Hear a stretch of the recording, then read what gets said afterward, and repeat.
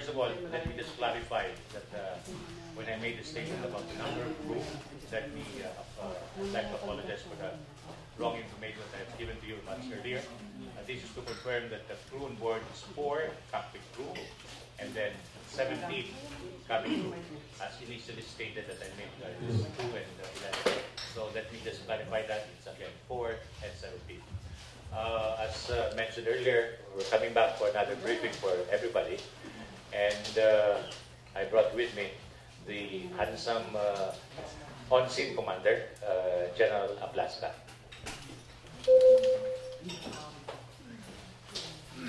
Thank you very much, sir.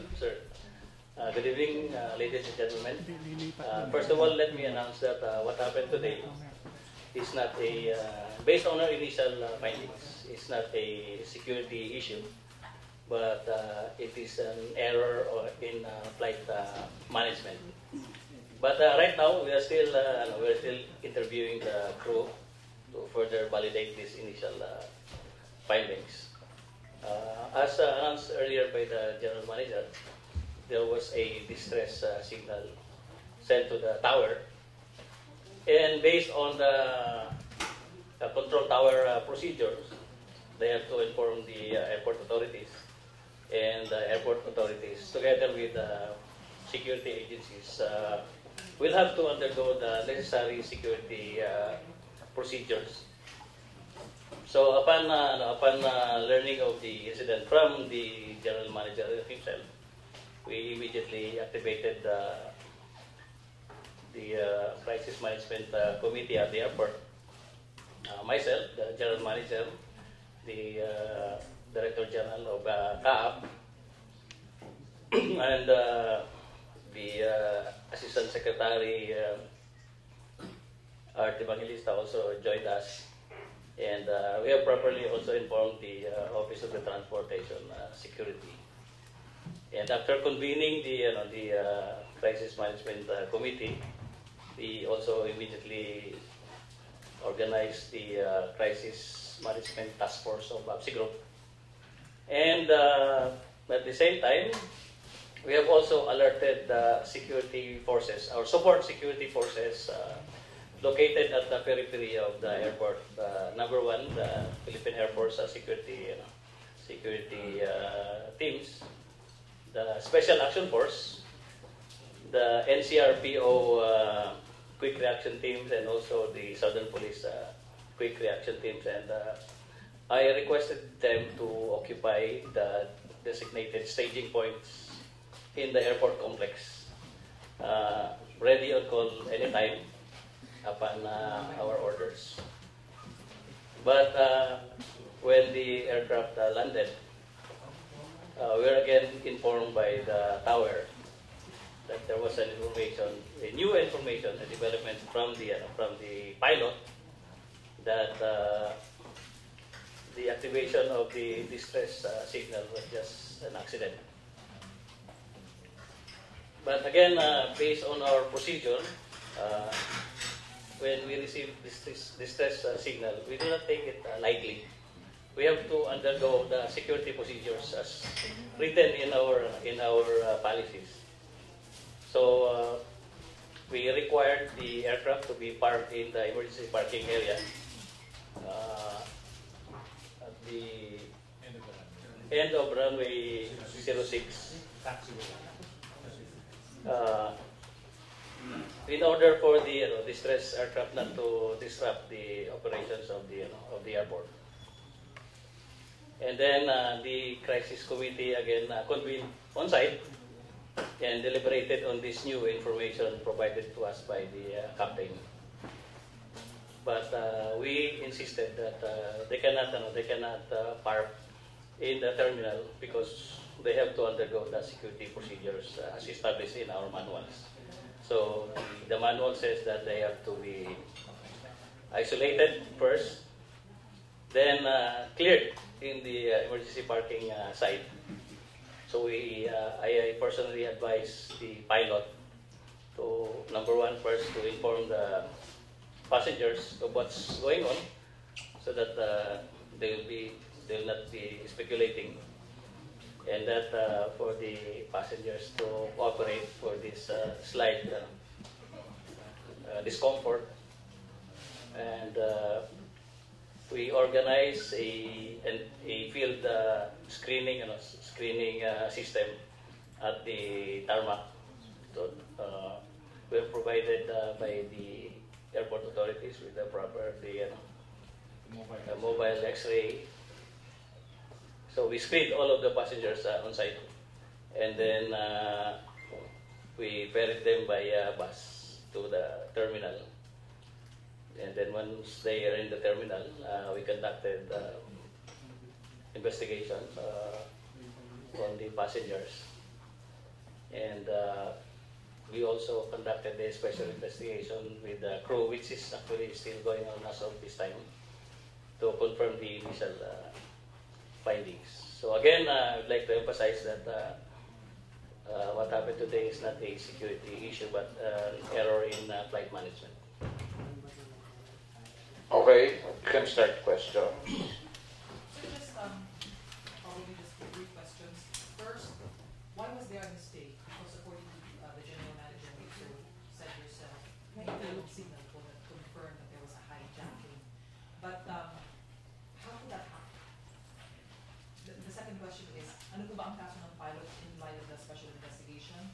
And ano po and the third question is, what do we expect from him? The first question. About the distress signal,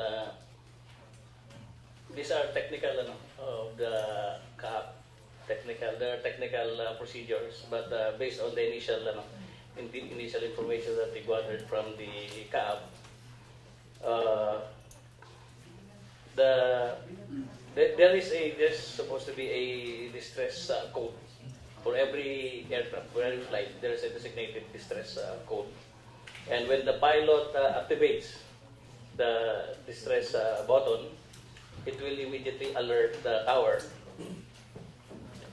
And the initial action of the controllers at the tower is to reconfirm if really the pilot has activated the distress button. And verbally, the pilot confirmed that he has activated the distress button.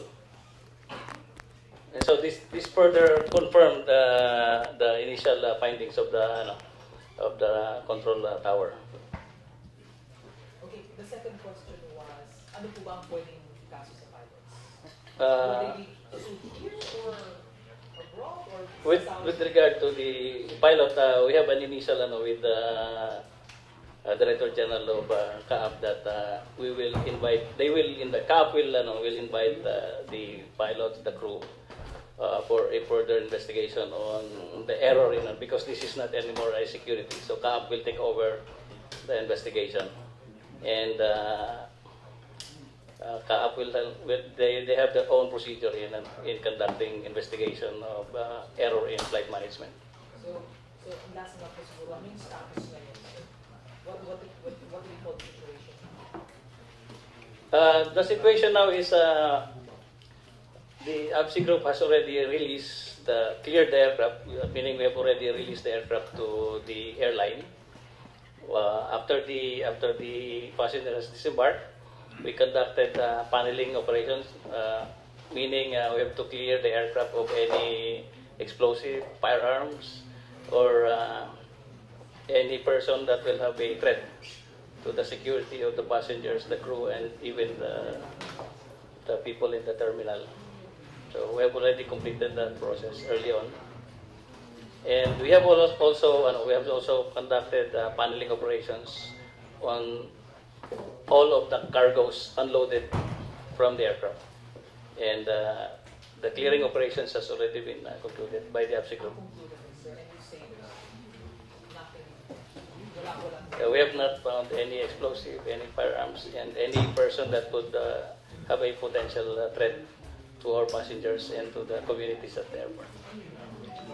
As we speak, the baggage are being loaded out from the aircraft so that passengers can claim their bags. We designated 2 carousels already for them to be able to get their bags the fastest way they can.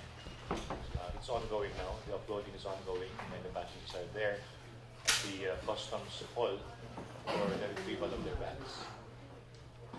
Mr. Espera. Gerald, since there is an admission from the crew,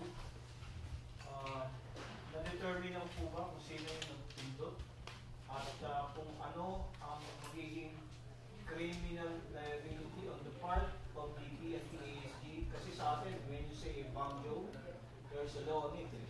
On this case, meron po bang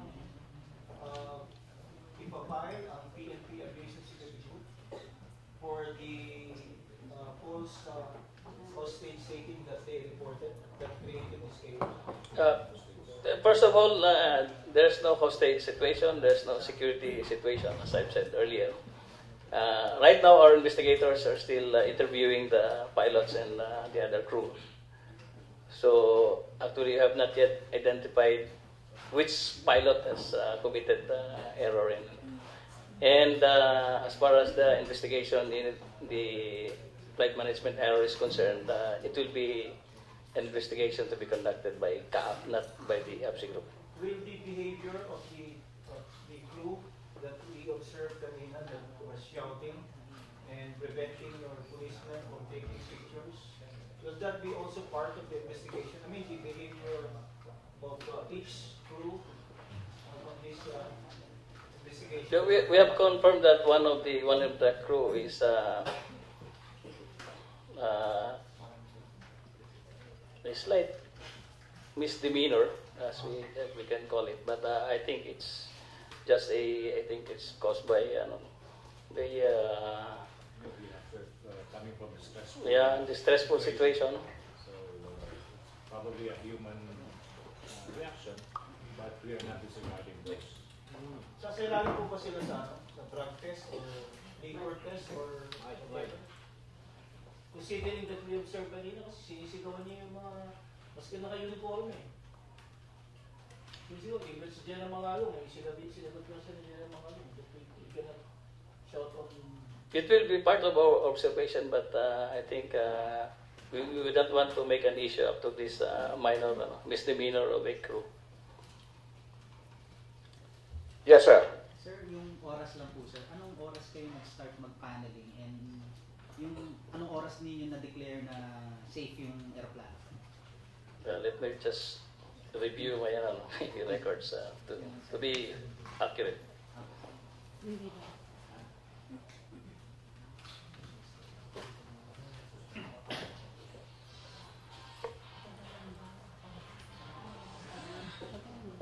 This is my personal, based on my personal records, but I have to prepare a final report after convening my staff in coordination with the airport authorities and CAAP.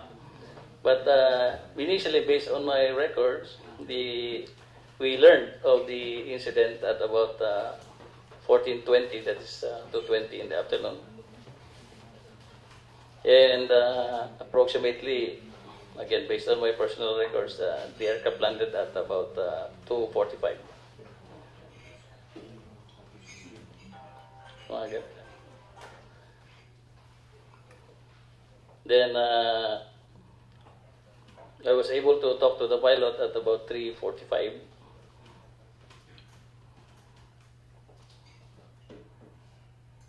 And at 4:38, we were able to open the door of the aircraft in the remote parking side.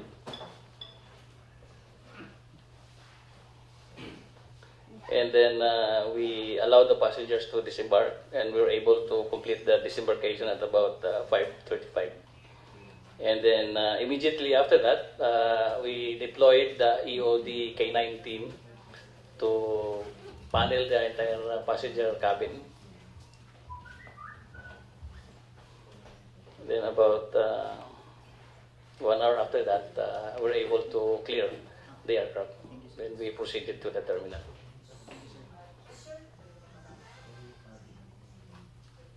Yes, ma'am. Sir, definitely sir, walang hinold na kahit sino sa mga pasahero. Lahat sir pinalabas.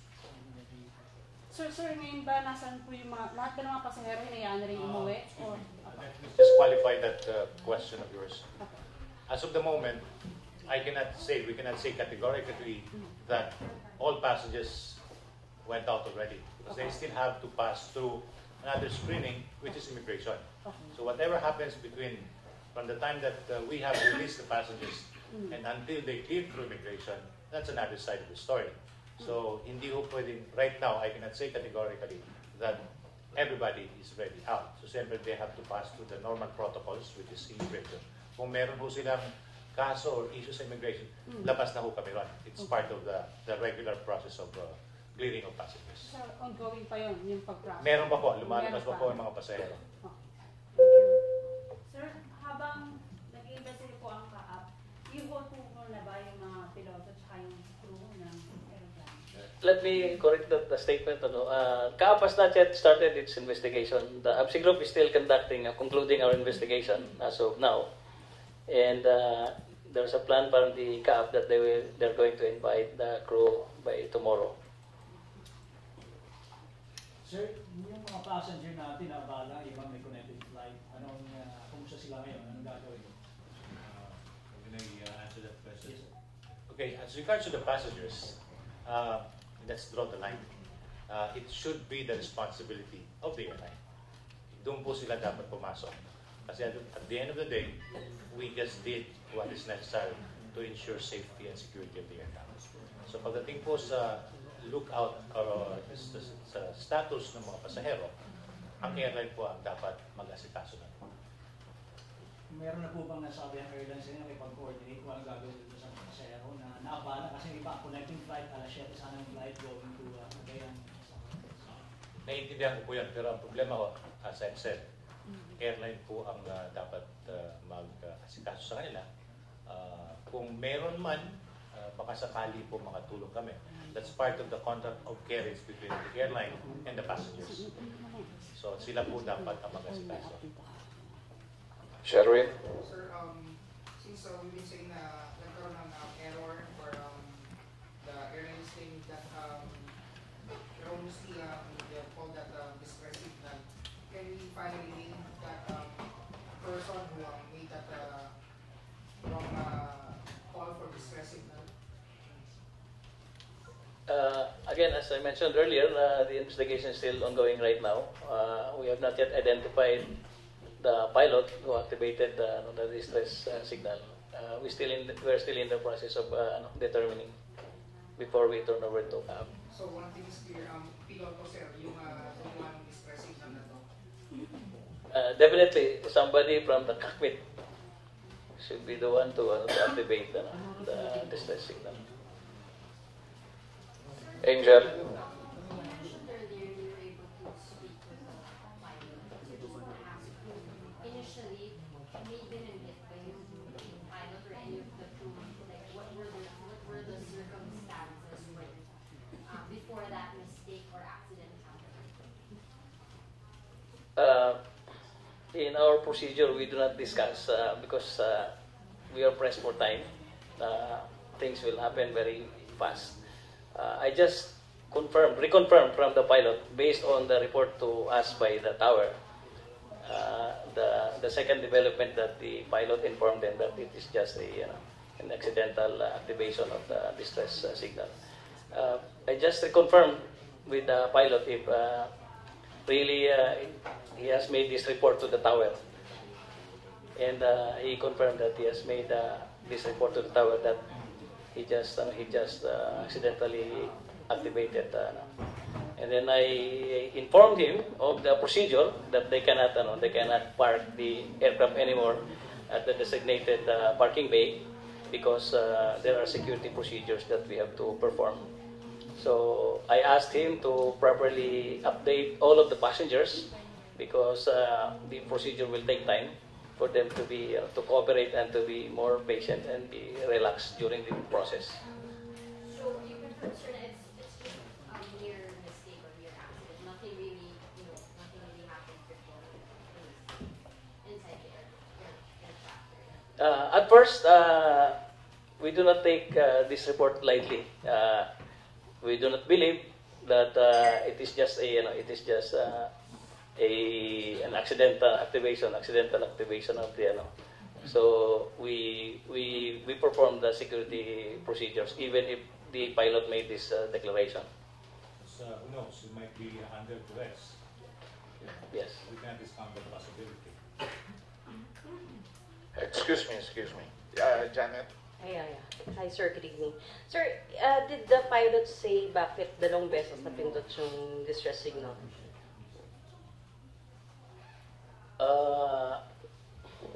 We're still in the process of interviewing the pilots. But this report of activating it twice, we'll have to confirm that with CAAP because there are technical hindi naman yata parang dalawang beses.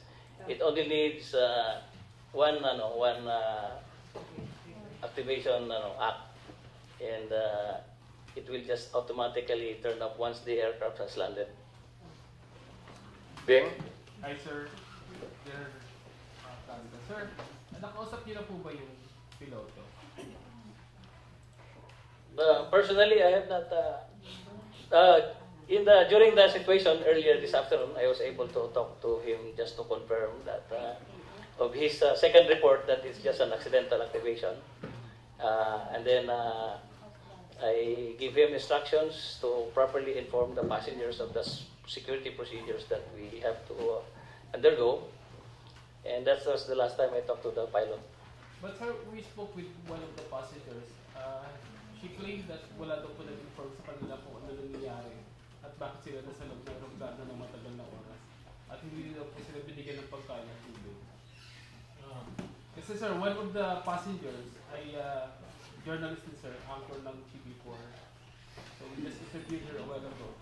She claimed that the airline didn't provide food and water while inside the aircraft.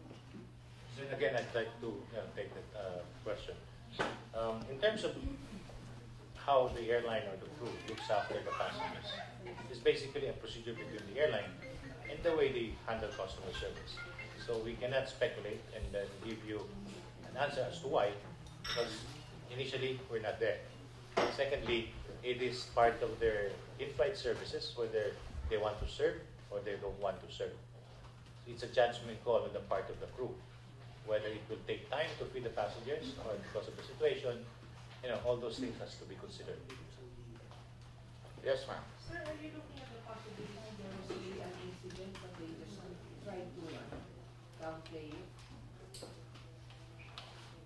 Bakit twice na-press yung That's the very reason why we are now conducting investigation with the crew of the aircraft, because we wanted to confirm really that nothing really happened and it's just an accidental activation of the distress signal. Sir, dinabi ko lang sir. Pagdating sa noon ng distress signal, kinonfirm niya verbally. There was a verbal confirmation from the pilot based on the initial report of the tower. So paano po yun? That was the second After the second. Parang yun ang second confirmation from the tower. Hindi yung dalawang beses niya na pindot yung because it parang sabi ng CAAP, if you activate it once, it will stay activated until the aircraft landed. Ang gusto nilang sabihin pala is that they have made a verbal confirmation with the pilot if really he has activated the distress signal. Raul? Sir, so normally this crew and the pilot are on a turnaround basis. So meaning to say, upon arrival, is either they board the same aircraft or they stay overnight. So definitely, hindi sila makakasakay tomorrow dahil iimbestigahan pa sila. Do you have any idea kung hanggang kailan sila iimbestigahan? Okay. Normally, in terms of flight turnarounds, considering that the flight came from Jeddah, and I presume it is a straight flight. Normally, from the airline practice, they would be given enough crew rest, minimum of 22 hours, 24 hours, depending on the situation or the agreement with the captain or with the crew and the airline. Considering that they were late in terms of standing down, it's something a word between being used in the airline. Their stand down should only come into effect as soon as they arrive in the hotel. Okay, considering right now that they've been held up for a little while, obviously they require at least 24 hours rest, depending on the agreement, as I've said. So, no, the latest or the earliest, probably, considering that it's almost 3 o'clock, I presume by about 9 or past 9 pa makakarating sa hotel. So we need until tomorrow evening. So that's the earliest probably they could operate.